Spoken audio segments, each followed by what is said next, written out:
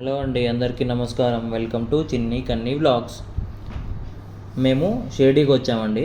షిరిడీ నుండి శని సింగనాపూర్కి ఎలా వెళ్ళాలి, అక్కడ ఎలా ఉంటుంది, డిస్టెన్స్ ఎంత అండ్ ప్రైస్ మాకు ఎలా తీసుకున్నామో మీకు చెప్తాము. ఇప్పుడు షిరిడీ చేరుకొని మేము ప్రైవేట్ వెహికల్ మాట్లాడుకున్నామండి. 4,000 మాకు ఛార్జ్ చేశారు అప్ అండ్ డౌన్. మేము టోటల్గా 5 మెంబర్స్ వెళ్ళాము. అండ్ షిరిడీ నుండి శని సింగనాపూర్కి 75 కిలోమీటర్స్ డిస్టెన్స్ ఉంటుంది. రోడ్డు అక్కడక్కడ కొంచెం బాగుండదండి. సో మీకు అరౌండ్ 2 అవర్స్ పట్టింది మాకు. వీకెండ్స్లో రష్ ఎక్కువ ఉంటుంది కాబట్టి దారిలో మాకు కనిపించిన ఈ హోటల్లో బ్రేక్ఫాస్ట్ చేసామన్నమాట.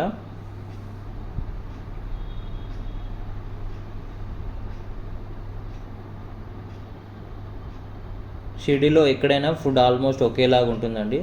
సో మీరు చూసుకొని తినండి. తెలుగు స్టేట్స్లో ఉన్నట్టుగా మీరు ఎక్స్పెక్ట్ చేయకూడదు. సో మేము బ్రేక్ఫాస్ట్ కంప్లీట్ చేసుకొని మళ్ళీ జర్నీ స్టార్ట్ చేసాము.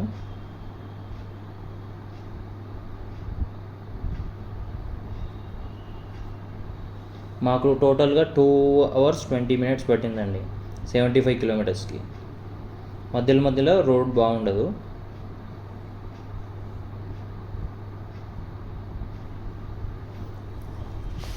మేము పర్సనల్గా వెహికల్ తీసుకున్నాం కాబట్టి అలా ఛార్జ్ చేశారు. లేదంటే షేరింగ్ కూడా ఉంటుందండి. పర్ పర్సన్ 200 రూపీస్ అలా ఛార్జ్ చేస్తారు. సో ఇప్పుడు ఇది మేము శంషింగనాపూర్ ఎంటర్ అయ్యాము. అక్కడ పార్కింగ్ ఉంటుంది.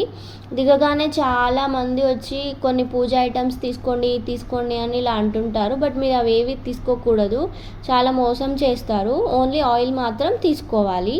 ఇది ఎంట్రీ. ఇక్కడ నుంచి లెఫ్ట్ వెళ్తే స్ట్రైట్గా దేవుడి దర్శనం చేసుకోవచ్చు.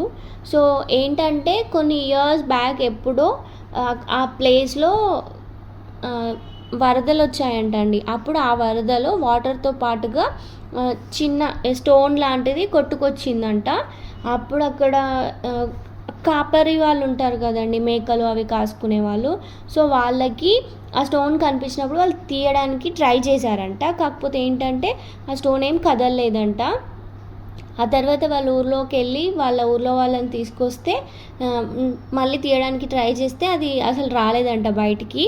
తర్వాత ఒక కింగ్కి కలలో కనిపించి శనీశ్వరుడు నేను ఈ ప్లేస్లో ఉన్నాను అని చెప్తే ఆయన అప్పుడు అక్కడ నుంచి మనుషులను తీసుకెళ్ళి ఆ దేవుడిని తీసుకొచ్చి ఇక్కడ ప్రతిష్ఠించారన్నమాట.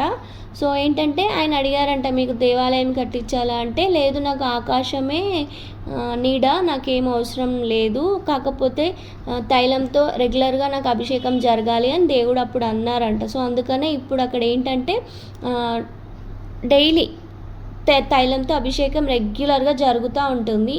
ఇంతకుముందు డైరెక్ట్గా మనమే చేయొస్తుండే, బట్ ఇప్పుడు ఏంటంటే 500 పర్ పర్సన్కి ఛార్జ్ చేస్తారు. అలాగే లేదంటే ఇందాక ఫస్ట్ చూపించాం చూడండి, ఇలా చిన్న స్ట్రైనర్స్ లాంటివి ఉన్నాయి, దాంట్లో వేసేస్తే అది కనెక్టివిటీ పైన దేవుడికి అభిషేకం లాగా పడేలాగా పెట్టారు.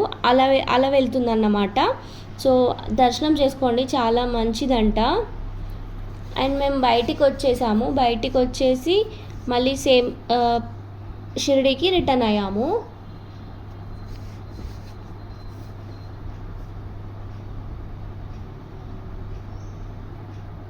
ఇక్కడ నువ్వుల నూనె పోస్తారన్నమాట దేవుడి పైన.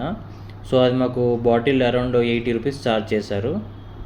సో ఇదంతా మీకు టెంపుల్ అంతా రీసెంట్గా కన్స్ట్రక్షన్ అయిందండి, అరౌండ్ 2 ఇయర్స్ అయింది. అంతకుముందుకు నార్మల్గా ఉండేదన్నమాట. సో ఇప్పుడే మేము రిటర్న్ స్టార్ట్ అయ్యాము, మళ్ళీ షిరిడీకి వెళ్తున్నాం. మళ్ళీ ఈవినింగ్ షిరిడీలో మాకు 8 PM దర్శనం ఉందన్నమాట. సో మీకు ఆన్ ద వేలో ఇలా చాలా ఉంటాయి. సైడ్కి మేము ఆపుకొని మీకు డైరెక్ట్గా ఆవు ఇలా చెరుకు రసం తీసిస్తుంది అన్నమాట, ఈ విధంగా ఓల్డ్ ప్రాసెస్లో.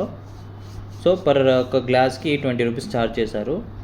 టేస్ట్ బాగుందండి, చూసారు కదా ఇలా.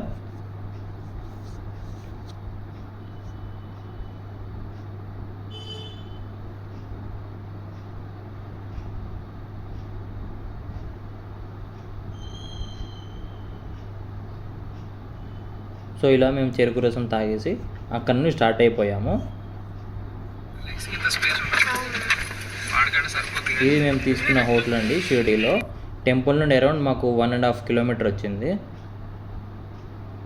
అండ్ ఫ్రెష్ అప్ అయ్యి మళ్ళీ ఈవినింగ్ మేము టెంపుల్ దగ్గరకు వచ్చేసాం. 8 PM మా దర్శనం, కానీ మేము ముందే వచ్చేసాం. ఇక్కడ ముఖ్యమైన 2 ప్రదేశాలు ఉన్నాయండి, ద్వారకామాయి అండ్ చావడి. ఈ టూ ప్లేసెస్లో బాబావారు నివసించారన్నమాట, చాలా ప్లేసెస్లో చాలా కాలం పాటు. ఫస్ట్ ఇది వచ్చేసి చావడి అండి. లోపల ఇలా ఉంటుంది మీకు. సో చావడిలో ఏంటంటే ఒక సైడ్ ఏమో బాబావారి చిత్రపటం ఉంటుంది, ఇంకో పక్కన ఏంటంటే బాబావారు యూజ్ చేసిన మంచము ఇంకా అలాంటివి ఉంటాయి. దాని ఎదురుగానే బాబావారి శిష్యుడి ఇల్లు కూడా ఉంటుంది. ఇక్కడ ఏంటంటే లైవ్ స్ట్రీమింగ్ వస్తూ ఉంటుంది కంటిన్యూస్గా. ఇక్కడ చావడి దర్శనం చేసేసుకోండి.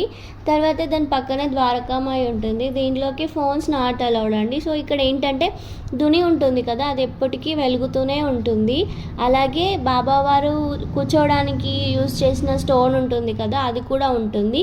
అండ్ లోపల ఆయిల్ పెయింటింగ్స్ ఉంటాయండి, అవి చాలా బాగుంటాయి చూడడానికి.